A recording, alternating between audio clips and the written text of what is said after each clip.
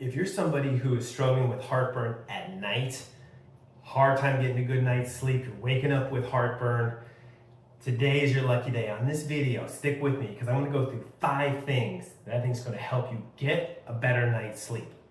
All right, before we get to those 5 things, real quick, I was just at the store. I wanted to do this video because of this. This guy was talking to his the pharmacist, and the pharmacist gave him this prescription, and I just asked him, you're having heartburn issues. Looks like you're taking a PPI. He said, yeah, and that's the only thing my doctor's given me, and my prescription keeps going up, like every year it keeps going up a little bit, and I can't get off this medication. It's not really helping me fix anything. And I said, well, what else are you doing? He said, nothing. My doctor's giving me nothing but this prescription. So let's talk about what you can do, starting with the anatomy of the stomach, so you can understand what's going on here and why it gets affected at night. So think of your stomach almost like a water canteen, right? You have kind of a narrow neck where the esophagus comes down, and then you kind of have this bulbous sac where then you digest your food, okay? And your acids sit in here. Just like a water canteen, when you're drinking it, as long as the canteen is upright, water can't spill out. But as soon as you turn that canteen on its side, right, and you lay on your back, now those acids have an opportunity to make their way up through that esophagus, right, over here. So when you're on your back, you have this repositioning of those acids, and if you have any sort of problem there, now you get heartburn.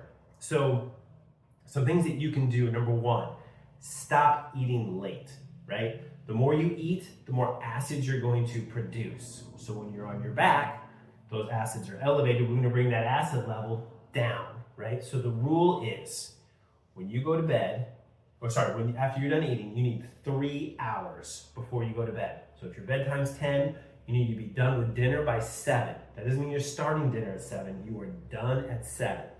3 hours, okay? That's the number 1 thing. Number 2, we want to eliminate some certain foods that can cause problems, all right? Spicy foods is an obvious one, and a lot of people realize that, but not everyone. So if you're one of those people, you're eating spicy foods, especially at night, cut those out. Other foods that can be problematic are the 2 F's, fatty and fried foods, right? So gravies, any fried foods, any foods with a lot of oils in them, pizzas. You just need to try to stay away from those foods at night. Eat them earlier on in the day, if you have to eat those foods at all. The next one is we want to make sure that your esophageal sphincter doesn't get too relaxed, right? So there's this little band right here. It's kind of this little sphincter. It's like a valve, all right? And that valve can open and it can close. And when you're done eating your food, your sphincter closes, so those acids can't go back up in there. But if you're on your back and that esophageal sphincter is not fully closed, there's a possibility for those acids to sneak through, okay? So the foods that cause problems with that and relax that are chocolate, okay? So no chocolate at night. You want to avoid foods that have peppermint in them, or candy that has peppermint in them, even peppermint tea. Completely out. Got to be done with that. Other thing is nicotine. Some of you, especially you guys out there, you like to have a little nicotine buzz at night, whether it's a chew or it's Zyn. That nicotine releases that esophageal sphincter. Got to stop doing that. If you're going to do it, you got to do it before your last meal, not afterwards. Okay? Citrus fruits is another one. So obviously those are your more exotic fruits, your oranges, lemons, papaya. You want to make sure you do not eat those late at night, okay? 2 other things that are problematic. Caffeine is one.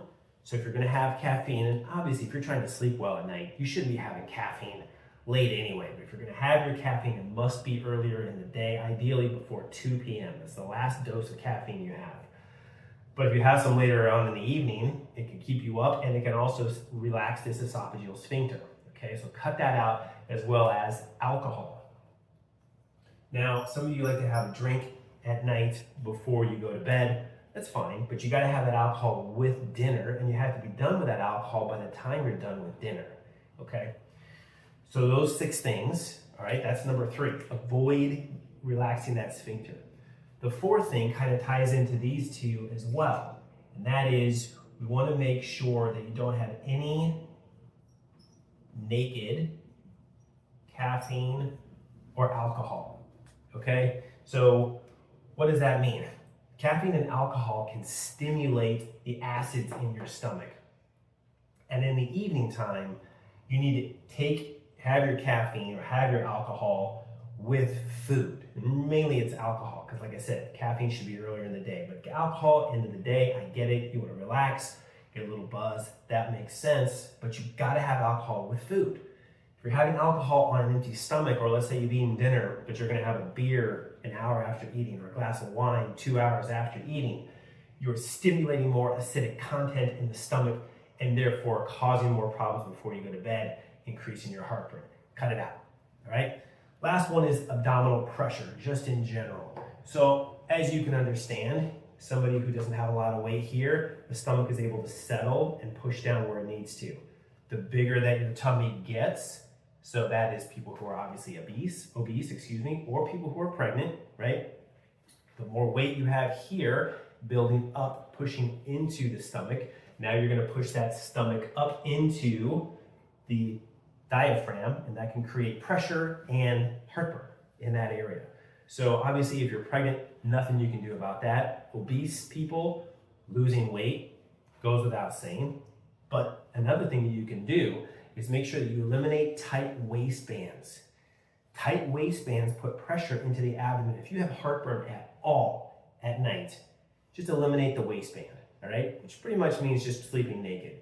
But eliminating tight clothing around the midsection, very important, all right, to help with eliminating that heartburn. I'm gonna throw on a bonus one for you too. Last thing I wanted to point out, if you're sleeping at night and your bed is flat, okay, as you're sleeping, that kind of puts you in this situation right here.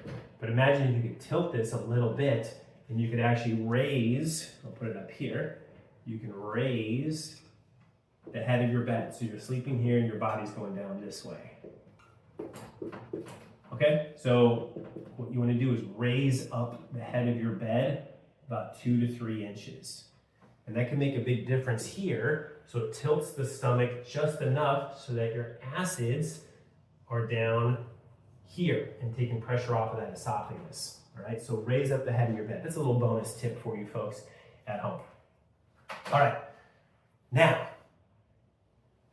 you may not actually get all the relief you need from this. These do help. A lot of my patients do get help with this, but it may not solve it. Here's what I do in my office. We test. Doctors, GI doctors, they do the best they can. They miss a lot of things. They do little bits of blood. They might do a stool test. They might do a little breath test. It's not good enough. To know exactly what causes heartburn and get to the root causes of it, we do testing in our office. I recommend at the bottom of this screen, you're going to see an opportunity for you to sign up for a discovery call. Basically, you're going to meet with one of my assistants.